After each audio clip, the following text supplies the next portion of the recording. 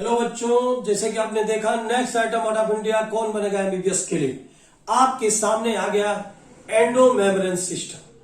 तो देखा आपने एंडो मेम्ब्रेन सिस्टम क्या है, नाम से भी लग रहा है ये मेम्ब्रेन से जो सिस्टम बनता है उसको एंडो मेम्ब्रेन सिस्टम बोलते हैं।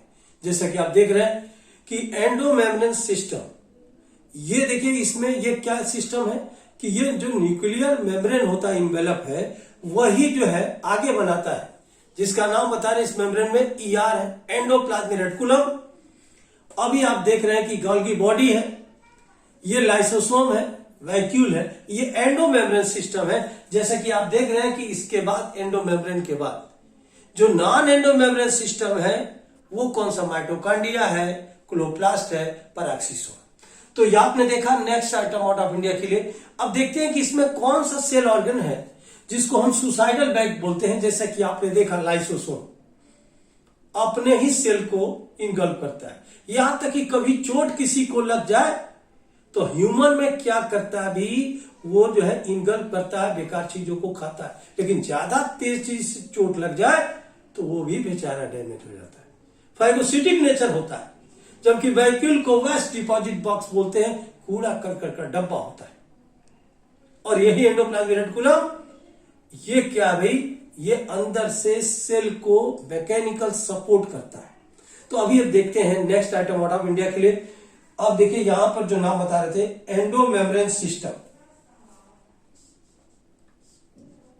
ये बताया एंडो मेम्ब्रेन सिस्टम। तो ये नाम बता रहे थे कि इसके नाम से कि ये endo membrane system consist of nuclear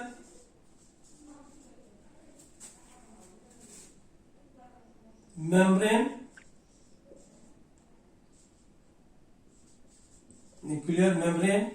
ये बताया न्यूक्लियर मेम्ब्रेन का मतलब nuclear envelope, and it includes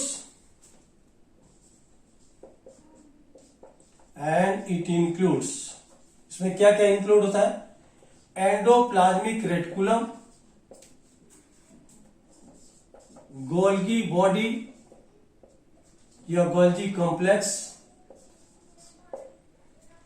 next lysosome, और ये क्या होता है, वैक्यूल। ये जो है ये एंडो मेम्ब्रेन सिस्टम है। And non endo membrane system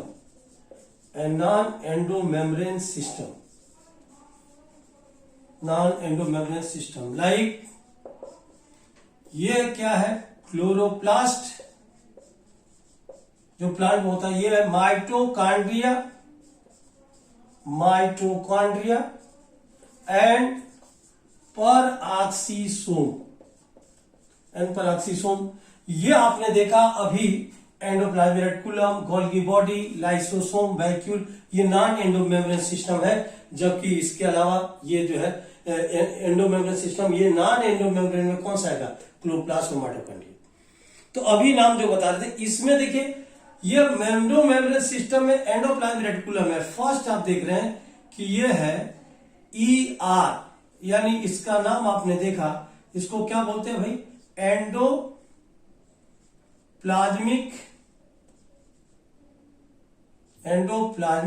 reticulum. Endoplasmic क्या है, रेटिकुलम है, यानी इसको हम शॉर्टकट में क्या बोले, ईआर। अब ये ईआर क्या है, एंडोस्केलेटन का काम करता है। ईआर पोर्टर ने इसको जो है सिंथेसाइज किया था, यानी कि इसको डिस्कवर किया था। और ये डबल मेम्ब्रेन बाउंड सेल ऑर्गेनेस होता है।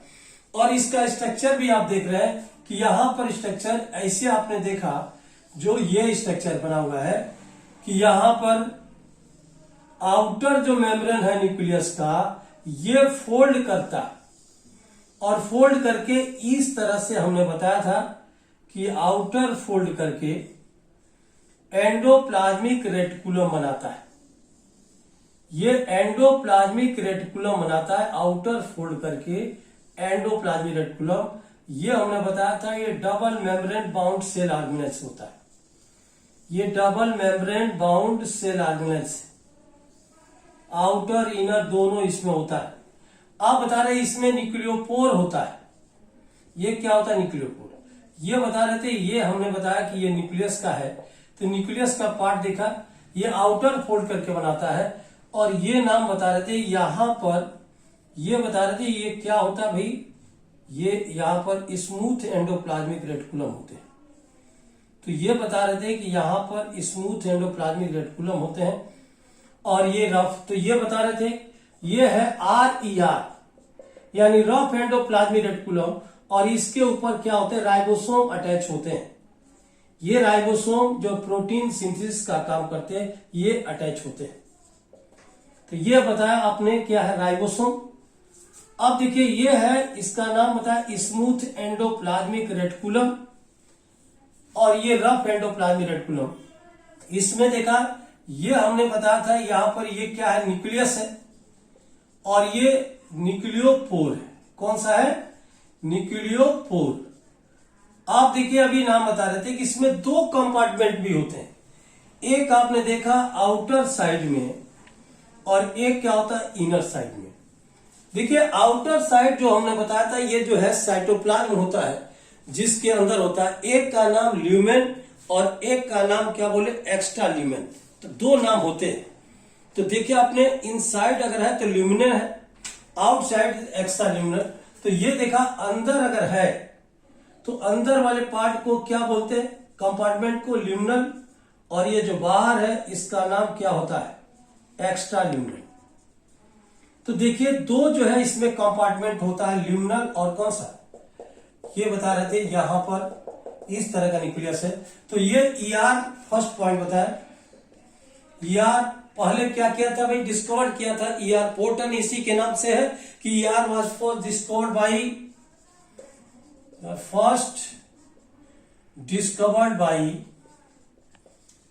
डिस्कवर्ड बाई इस साइंटिस्ट का नाम था ER पोर्टर। कौन सा है, ER porter, with the help of electron microscope. ER porter ने सबसे पहले इलेक्ट्रॉन माइक्रोस्कोप से किया था और ये बताया कि it is double membrane bound cell organelles, यानी ये कैसा होता है, it is double membrane bound cell organelles, double membrane bound cell organelles and interconnected. अब देखिए डबल मेम्ब्रेन बाउंड है और अंदर से जो होता है कनेक्टेड होता है, फाइन ट्यूबुलर स्ट्रक्चर। देखिए अंदर से जो फाइन ट्यूबुलर स्ट्रक्चर से कनेक्ट होता है, जिसको ये स्कैटर्ड इन कौन सा cytoplasm, structure scattered in cytoplasm. Cytoplasm में क्या होता है, ये स्कैटर्ड होता है। ये हमने बताया ER जो होता है प्रोकैरियोटिक सेल में एब्सेंट होता है।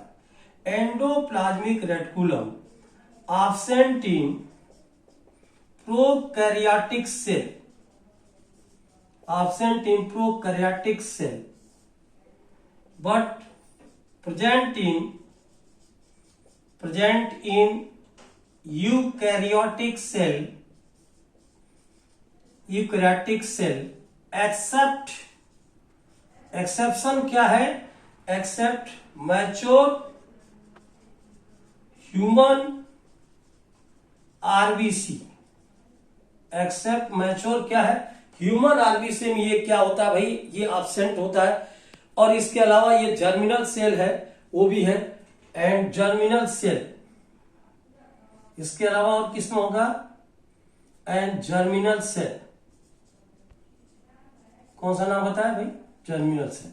अब इसमें देखिए दो कंपार्टमेंट होते हैं, एक आपने देखा ल्यूमिनल और एक है एक्स्ट्रा ल्यूमिनल, क्लियर। तो नेक्स्ट देखिए कंपार्टमेंट ER देखिए divide the intercellular space into two main compartment, that is ये कंपार्टमेंट क्या है, ल्यूमिनल, इनसाइड क्या था ER, and extra luminal in cytoplasm. इस तरह से ER mainly two types. Next point बताया कि ये जो एंडोप्लाज्मिक रेटिकुलम होता है is mainly two types. That is first आपने देखा ये नाम बता रहे थे RER, सेकेंड SER। तो रफ एंडोप्लाज्मिक रेटिकुलम और एक क्या होता है भाई स्मूथ। फर्स्ट आप देखिए RER, रफ क्या करता है, तो रफ के लिए देखिए ये नाम बताए थे RER, या पूरा नाम आपने लिखा क्या है, full name rough endoplasmic reticulum, rough endoplasmic reticulum, या इसी का नाम ग्रेनुलर एंडोप्लाज्मिक रेटिकुलम। ये ग्रेनुलर एंडोप्लाज्मिक रेटिकुलम है, ये क्या करता है, they have ribosome attached on its surface and it also help in protein synthesis. किसके हेल्प से अटैच होता है, राइबोफ्लोरिन प्रोटीन से, और प्रोटीन की क्या करता है, सिंथेसिस करता है। तो दोनों काम हमने बताया था। ये रफ के लिए they have ribosome attached, they have ribosome attached on its surface, they have ribosome आपने देखा 80 और 16 है, 60 और 40, इसमें मेनली 60 है। Ribosome attach on its surface, outer surface, with the help of on its outer surface, on its outer surface with the help of riboflavin protein,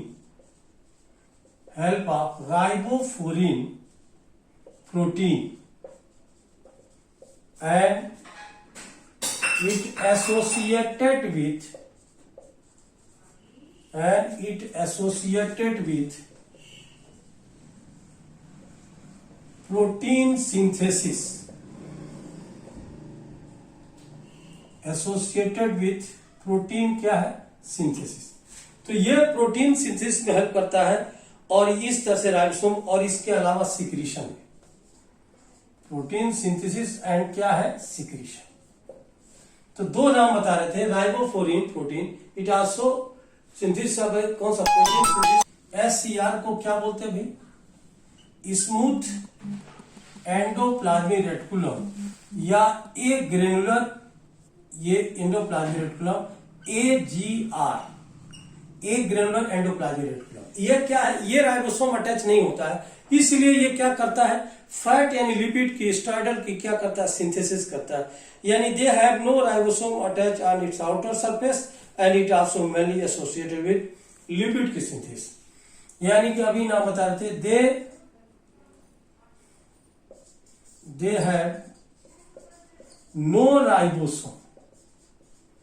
have no ribosome, attached on its surface, and it also associated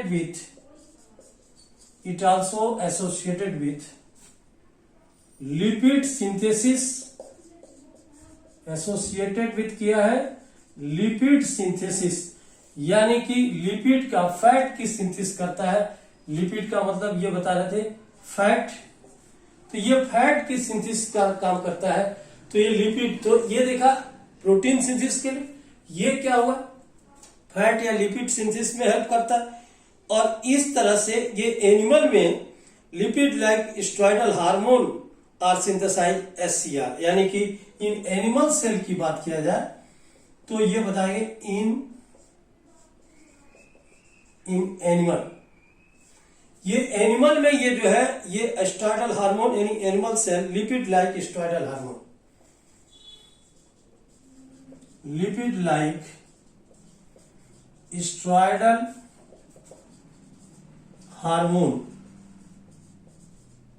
ये lipid like क्या होगा भाई, ये animal में lipid like steroidal hormone का secretion करता है, और ये कौन करता है, SCR।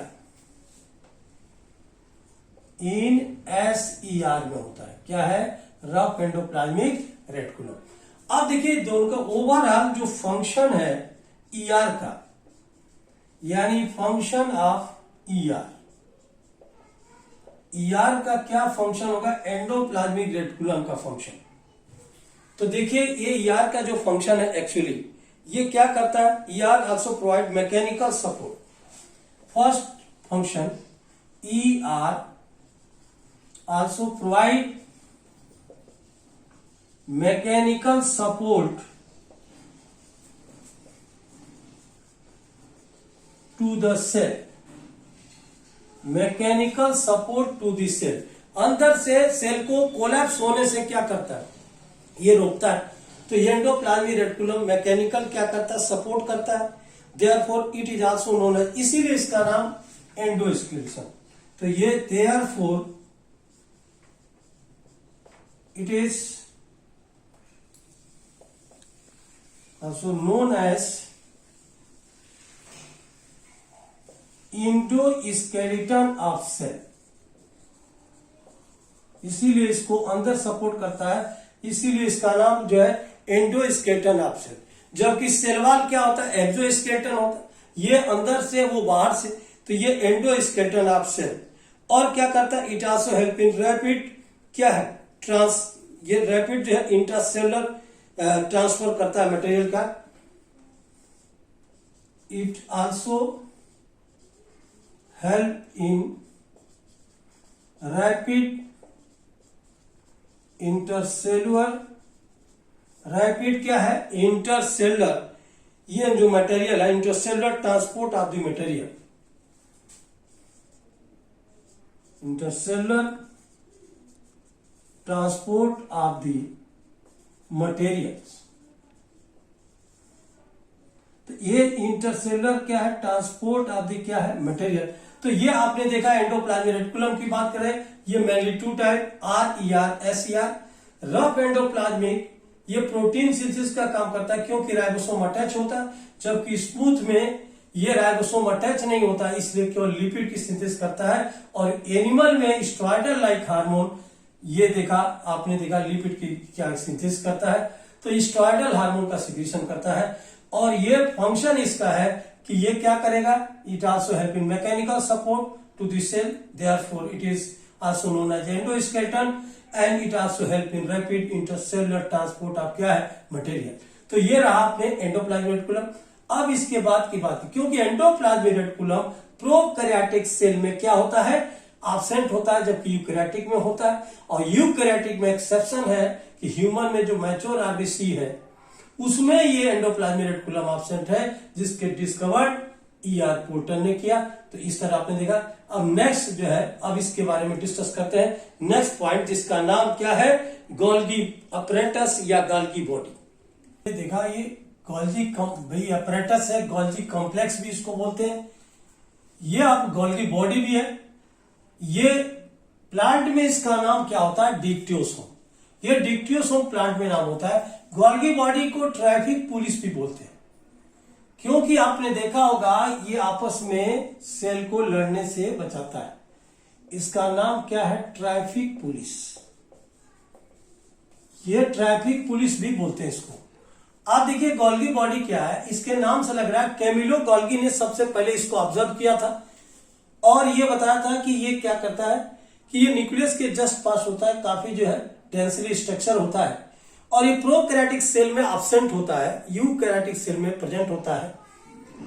आप देखिए ये नाम जो बता रहे थे कि यहां पर गोल्गी बॉडी के दो फेज होते हैं, एक तो सीज फेज, एक होता है ट्रांस। सीज फेज जो होता है वो रिसीविंग फेज होता है, जबकि ट्रांस फेज होता है वो जो है रिलीजिंग फेज होता है। एक से मैसेज को रिसीव करेगा और एक से मैसेज को क्या करेगा? रिलीज करेगा। इसका मेन जो फंक्शन होता है गोल्गी बॉडी का, पैकेजिंग मटेरियल, यानी it also help in packaging material and during packaging material. जैसे ये पैकेजिंग करता है उसी समय लाइसोसोम का फॉर्मेशन करता है। और ये बता रहे थे कि इसके अलावा ये ग्लाइकोप्रोटीन, ग्लाइकोलिपिड की सिंथेसिस करता है। और ये बता रहे थे कि एक्रोसोम ऑफ स्पर्म का फॉर्मेशन करता है, जबकि प्लांट में ये सेल वॉल या सेल प्लेट का फॉर्मेशन करता है। तो ये गोल्गी बॉडी की बात कर रहे थे, यानी कि फर्स्ट आपने देखा कि it was first discovered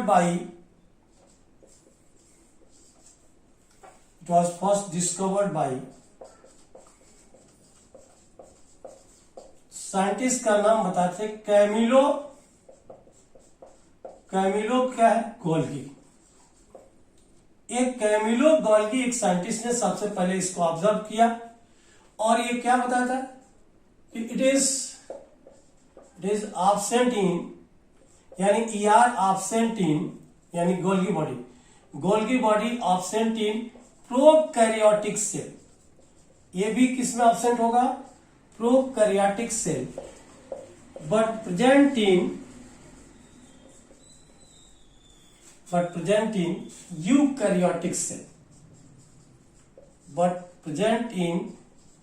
eukaryotic cell, देखिए ये प्रोकैरियोटिक सेल में क्या है, एब्सेंट है, जबकि यूकैरियोटिक सेल में क्या होता है, प्रेजेंट होता है। And first observe densely stand structure, it is first observe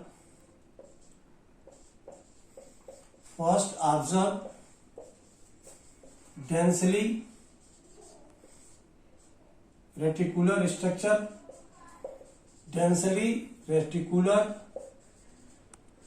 structure near the nucleus. किसके पास होता है ये, नियर दी न्यूक्लियस। ये डेंसली रेटिकुलर स्ट्रक्चर होता है, नियर दी क्या है, रेटिकुलर स्ट्रक्चर। डेंसली ये क्या है, स्टैंड है, यानी कि स्टैंड की बात किया जाए तो डेंसली क्या है, स्टैंड, रेटिकुलर क्या है, स्ट्रक्चर नियर दी क्या है, न्यूक्लियस। अब ये बता रहे थे कि इसके अलावा क्या है, कि ये अभी हमने बताया था कि they consist of many flat disc like structure, they consist of many flat disc like structure. आप देखिए many flat disc like structure होता है जिसका डायमीटर ये 0.5 से 1.0 एम के आसपास में होता है, और इस डेंसली स्ट्रक्चर आर कॉल्ड, इसी का नाम क्या बोल सकते हैं, सिस्टर्नी। इसी का नाम क्या होता है, सिस्टर्नी। और ये बता रहे थे इट इज अबाउट की बात है 0.5 म्यूएम टू 1.0 म्यूएम, ये क्या होता है, डायमीटर का होता है। तो ये देखिए डायमीटर भी आता है, कभी कभी देखा आपने 0.5 से ये 1.0 म्यूएम डायमीटर होता है। और इसका सिस्टर्नी के दो पार्ट होते हैं, सी स्पेस और ट्रांसफेस। तो पहले आप देखिए ये जो नाम बता रहे, इस स्ट्रक्चर के अनुसार आप देखिए इसका जो स्ट्रक्चर है वो क्या होता है। तो अभी बता रहे डिस्क लाइक स्ट्रक्चर है जिसको कैमिलो गोल्गी ने दिया था। इसमें दो फेज होते हैं जिसका नाम भी हमने बताया था। ये दो फेज कौन कौन से होते हैं, जैसा कि आप देख रहे हैं कि ये फेज जो होता है, एक देखिए यहां पर सी स्पेस होता है, एक क्या होता है, ट्रांस फेज होता है। सी स्पेस और क्या है, ट्रांस फेज। ये देखिए इस तरह का स्ट्रक्चर होता है, ये स्ट्रक्चर है इसका। आगे देखिए ये ट्रांस फेज होता है। दो फेज हम बता रहे थे कि यहां पर इस तरह का स्ट्रक्चर है। तो अभी हम बता रहे थे कि क्या होता है भाई, ये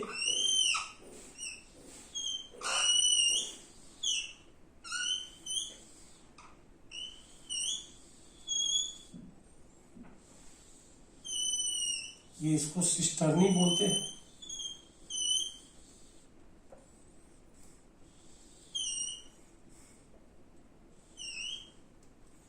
और ये स्ट्रक्चर है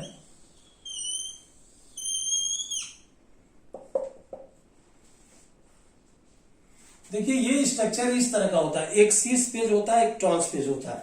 तो ये बता रहे थे कि यहां पर सी स्पेस और क्या है, ट्रांस फेज की बात करें तो ये जो है इस तरह का स्ट्रक्चर होता है, एक दूसरे से कनेक्ट भी होता है। तो ये जो फेज है इसका नाम बताया सिस फेज।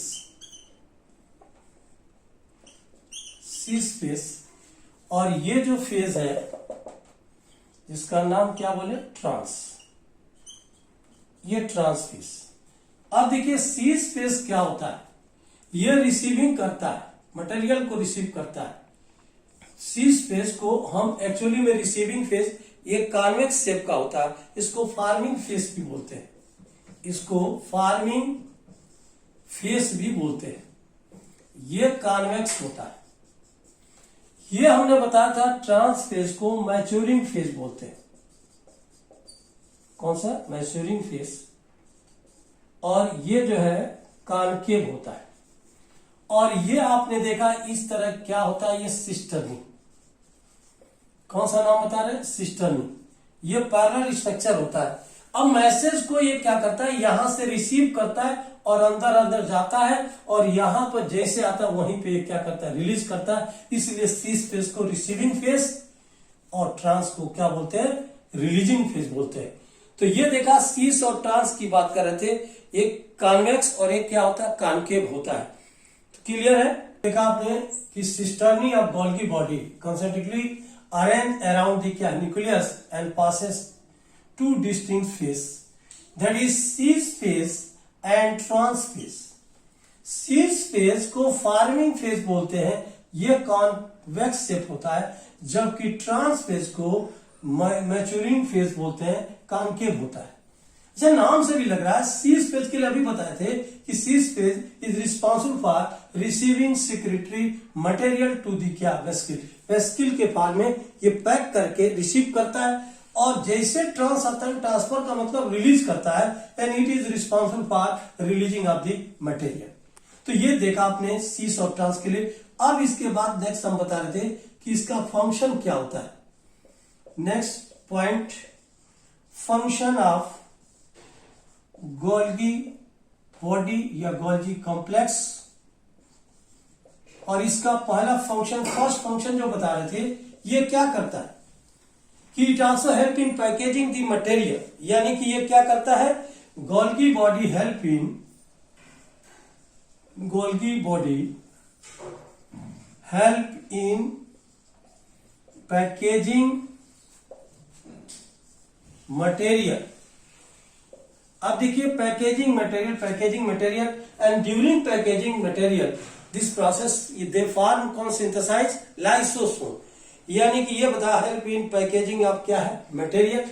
तो ये आपने बताया था, ये क्या है, पैकेजिंग ऑफ क्या है, मटेरियल का काम करता है। एंड इसके दौरान ड्यूरिंग दिस प्रोसेस, यानी ये बता सकते हैं ड्यूरिंग दिस प्रोसेस सिंथेसाइज, क्या सिंथेसाइज करेगा, लाइसोसोम, लाइसोसोम का फॉर्मेशन भी करता है। और देखिए इसके अलावा इसके इंपॉर्टेंट फंक्शन हमने बताया, ग्लाइकोप्रोटीन एंड ग्लाइको क्या है, लिपिड, यानी कि it is important site for, it is important site for क्या होगा, formation of, site for formation of glycoprotein and glycolipids. Glycoprotein and glycolipids की क्या करता है, फॉर्मेशन करता है। अच्छा, इसके अलावा भी नाम हमने बताया था, ग्लाइकोलिपिड एंड ग्लाइकोप्रोटीन है। इसके अलावा प्लांट में गोल्गी बॉडी किसके लिए रिस्पॉन्सिबल है, in plants Golgi body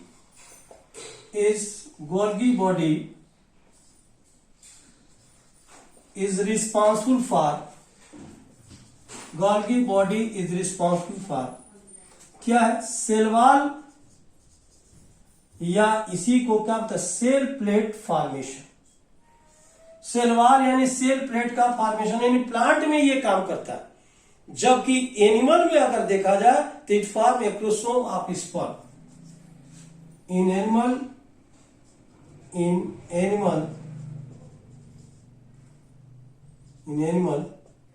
it form acrosome of sperm. Sperm का जो भाई अंदर एक्रोसोम होता है जिसमें एंजाइम होता है उसका फॉर्मेशन में ये हेल्प करता है। तो ये देखा पैकेजिंग मटेरियल, ये ग्लाइकोलिपिड ग्लाइकोप्रोटीन की सिंथेसिस एंड प्लांट में बॉडी गर्ल की बॉडी रिस्पॉन्सिबल फॉर सेल वाली सेल प्लेट फॉर्मेशन और एनिमल में इट फॉर्म क्या एक्रोसोम ऑफ क्या है स्पर्म। तो ये नाम बता रहे थे ये। अब इसके बाद हम जो नाम लेने जा रहे हैं वो एक छोटा सा लाइसोसोम। ये लाइसोसोम की बात करते हैं कि इसको हम सुसाइडल बैग बोलते हैं। ये आत्मघाती थैली है, अपने ही सेल को इनगल्फ कर लेता है। और ये बता रहे थे कि ये लाइसोसोम लाइसिस से बना, लाइसिस माने ब्रेक डाउन, सोम माने बॉडी। और it was first discovered by, इसका नाम भी सुने होंगे, डी दुबे, यानी डी दुबे यानी ले डुबे, यानी lysosome discovered by D Dubey. ये ले डुबे इसका नाम भी है। और ये भी आपने देखा कि लाइसोसोम केवल एनिमल में होता है, प्लांट में एब्सेंट है, कुछ प्लांट न्यूरोस्पोरा और कॉलीफ्लावर में होता है। यानी कि लाइसोसोम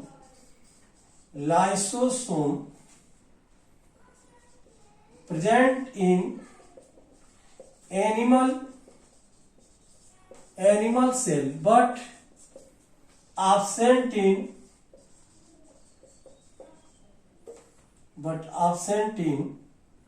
plant cell except, जिसका नाम बताते हैं न्यूरोस्पोरा होता है, फंजाई है न्यूरोस्पोरा, एंड कालीफ्लावर गोभी है, ये कालीफ्लावर गोभी को बोलते हैं, ये कालीफ्लावर। ये दोनों में क्या होता है कि एक्चुअली जो है ये प्लांट में होते हुए भी इन दोनों में होता है। ये काम इसका डाइजेशन, मेन फंक्शन तो डाइजेशन है, इंट्रासेलुलर, एक्स्ट्रा सेलुलर, फाइगोसिटिक, बहुत सारे लंबे हैं इसके। तो ये आपने देखा। नेक्स्ट पॉइंट, ये कितने membrane, these are single membrane cell organelle, इसको बोलते हैं these are single membrane cell organelles. और ये किसे सिंथेसाइज हुआ अभी बता रहे थे, जैसे गोल्गी बॉडी पैकेजिंग मटेरियल करता है। यानी कि ये भी नाम जो बता रहे थे कि इसके लिए क्या होता है, they are synthesize by the Golgi body. ये बता रहे थे they are the synthesize by Golgi body during packaging material. Packaging क्या है, मटेरियल। जैसे पैकेजिंग मटेरियल होता है उसी के दौरान लाइसोसोम का क्या फॉर्मेशन हो जाता है। और इस तरह बता रहे थे कि they are also known as suicidal bag. क्यों इसको बोलते हैं, क्योंकि इसके अंदर एक एंजाइम होता है, हाइड्रोलिटिक एंजाइम होता है। तो ये हमने बताया था lysosome is also known as, देखा आपने, लाइसोसोम is known as, यानी also known as, इसका नाम आपने बोला कौन सा भाई, सुसाइडल। ये suicidal bag because it contains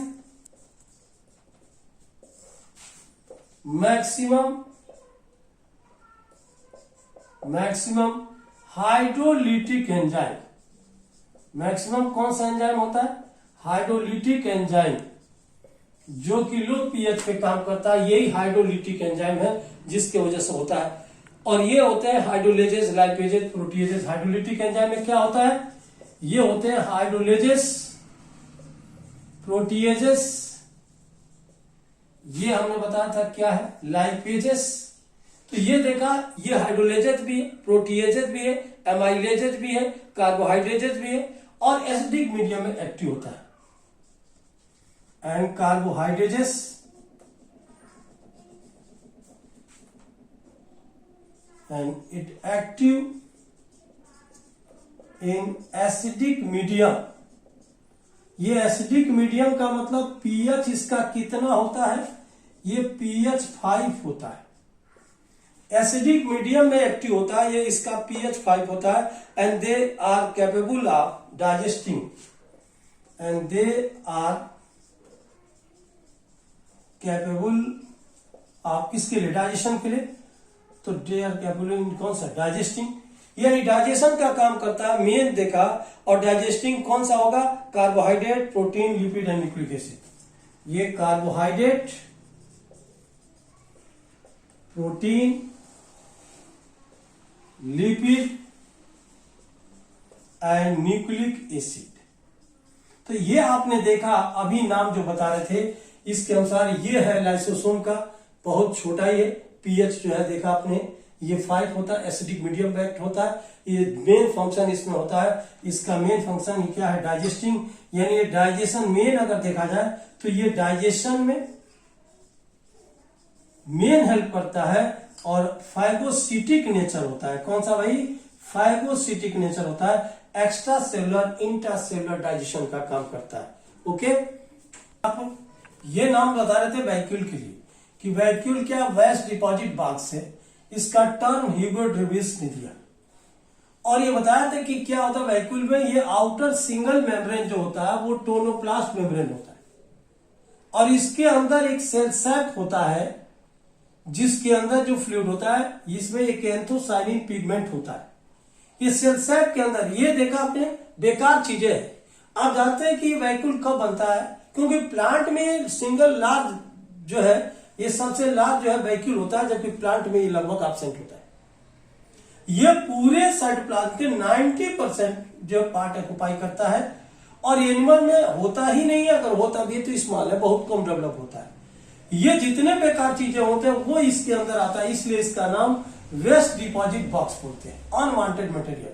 और ये एंथोसाइनिन पिगमेंट है, जैसे लोग कहते हैं कीचड़ में कमल खिलता है, और इससे बेकार चीजों में अच्छी चीजें आती है एंथोसाइनिन, जो क्या करते हैं, to provide the fruit and flower colour, flower और लीफ कलर के लिए इंपॉर्टेंट होता है। और ये बता रहे थे कि ये टोनोप्लास्ट सिंगल लार्ज जो vacuole found in plant cell and which में occupy 90% of the cell and animal cell. क्या है, ये एनिमल में ये वैक्यूल जो होता है एक्चुअली स्मॉल साइज या ये क्या होता है, ऑफसेट होता है। और ये आपको बता रहे थे वैक्यूल क्या है, कि इसके बारे में वैक्यूल्स आल्सो, ये क्या सर्व एज, किस तरह काम करता है, vacuole is also serve as waste deposit box. क्या बोल सकते हैं, सर्व किससे काम करता है, waste deposit box, because unwanted material also sated, because